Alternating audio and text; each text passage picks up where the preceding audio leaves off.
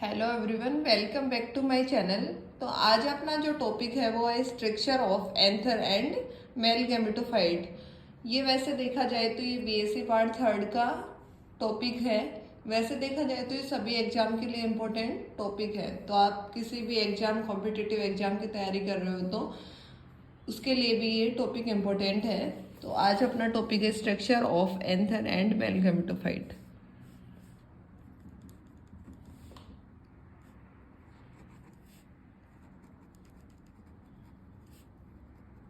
And mail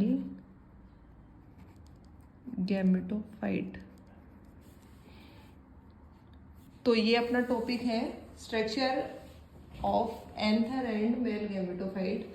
तो इसमें देखें तो ये एक मेल रिप्रोडक्टिव स्ट्रक्चर है। अगर आपने पहले मेरा वीडियो देखा हो तो उसमें फ्लावर पार्ट्स करवाए थे, उसमें बता रखा है कि ये क्या होता है। तो ये होता है, वो होता है मेल रिप्रोडक्टिव स्ट्रक्चर जो बनता है आपका माइक्रोस्पोरोफिल पे। माइक्रोस्पोरोफिल पे बनते हैं आपके माइक्रोस्पोरेंजिया, और माइक्रोस्पोरेंजिया में बनते हैं माइक्रोस्पोर जो मेल होते हैं। तो देखो, जो स्टेमन या एंथर होता है वो 3 पार्ट्स में डिवाइड रहता है, मतलब इसके 3 भाग होते हैं, 3 पार्ट। पहला होता है इसका एंथर, दूसरा होता है फिलामेंट जो जोड़ने का काम करता है, और तीसरा होता है कनेक्टिव। कनेक्टिव होता है वो होता है एंथर और फिलामेंट के बीच का भाग होता है। तो देखो, एंथर और फिलामेंट जुड़े रहते हैं कनेक्टिव के द्वारा, और वैसे तो ये जो एंथर होते हैं वो जुड़े रहते हैं फिलामेंट से सीधे ही।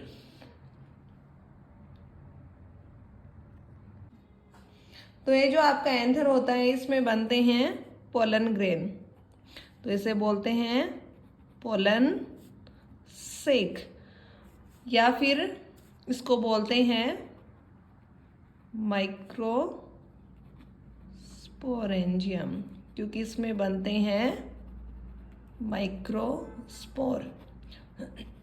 और पोलन सेक इसलिए बोलते हैं क्योंकि इसमें बनते हैं पोलन ग्रेन। तो ये होता है, जो एंथर होता है उसमें अगर 2 चैम्बर होंगे, मतलब इस प्रकार से होता है। अगर इसकी स्ट्रक्चर यहाँ पे देखते हैं, इस प्रकार से इसकी स्ट्रक्चर होती है। ये तो होता है आपका एंथर, ये होता है कनेक्टिव, और ये होता है आपका फिलामेंट। तो ये 3 पार्ट होते हैं।